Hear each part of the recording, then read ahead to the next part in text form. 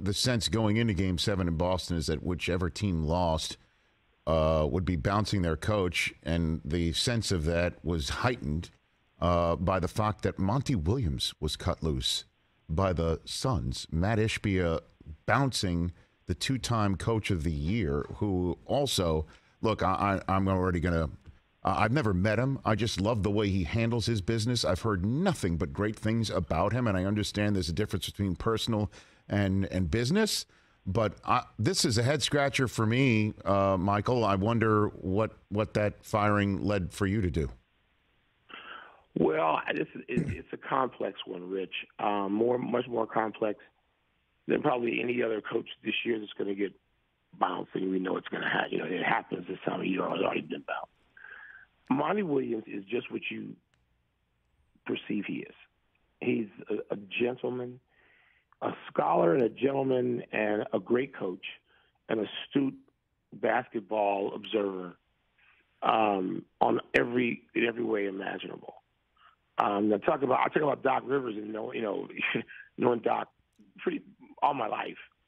Monty Williams, because I work in Washington D.C. and cover sports, and Monty, I've been following Monty and knowing who he is since he was 15. He was a teenager in D.C., which is where he grew up. And Monty Williams' reputation is as untouchable as anybody in the NBA right now, and it's been that way for years. And he's Coach of the Year, as you said, twice. And Chris Paul and Devin Booker love him. And having said all that, when they were going through that loss in Game 6 themselves, down 30 whatever to Denver at home, it was the second straight year they were getting bounced out of a playoff like that. And I was on the phone between text messaging and actual phone calls. We know with a lot of people, as we do, as you know you do as well, when these things are coming up. And I just said, Monty's going to be gone this week, isn't he? Really? And the answer is, yeah. I love him. I don't just know it. I know him. He's adored here. I'm sitting in Scottsdale, Arizona right now. He's adored here. He really is.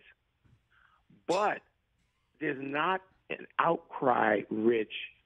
People are saying they didn't like it or they're confused, like you said, a head scratcher. Rich, they lost at home back-to-back playoff elimination games where they were down 30-plus at the half. So something's wrong. Something's wrong.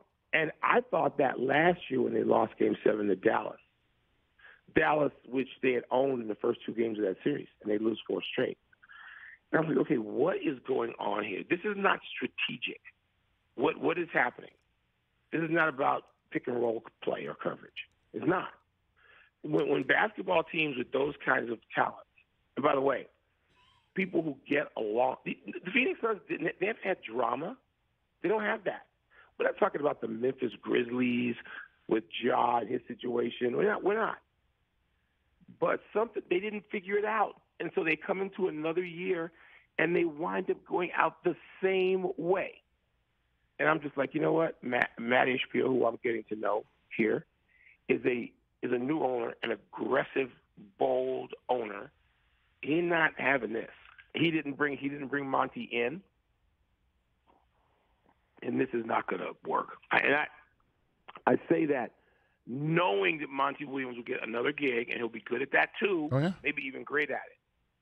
But this situation was like, oh boy, you can't lose back-to-back playoffs at home on your court like that.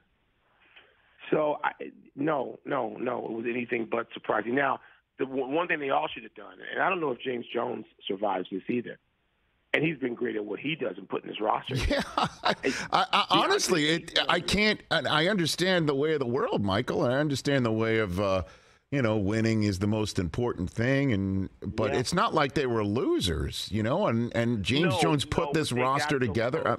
I mean, good Lord. I mean, I don't understand how. I guess a different voice will help. I don't know.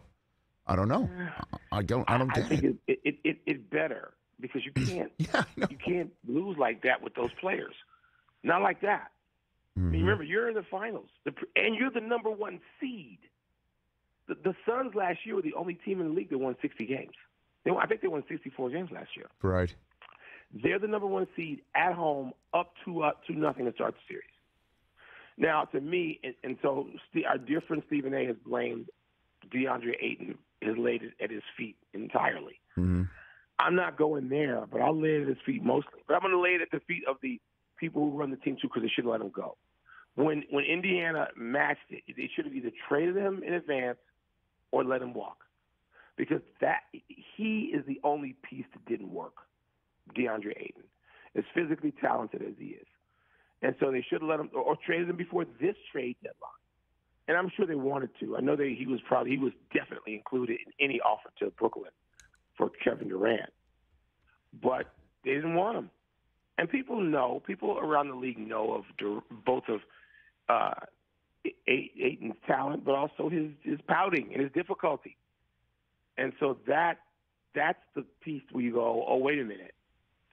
And for letting Ayton still be there in that game, everybody's going to, not everybody, but we've seen one take down, we may see another. Catch the Rich Eisen Show every single day on the Roku channel, 12 to 3 Eastern, for free.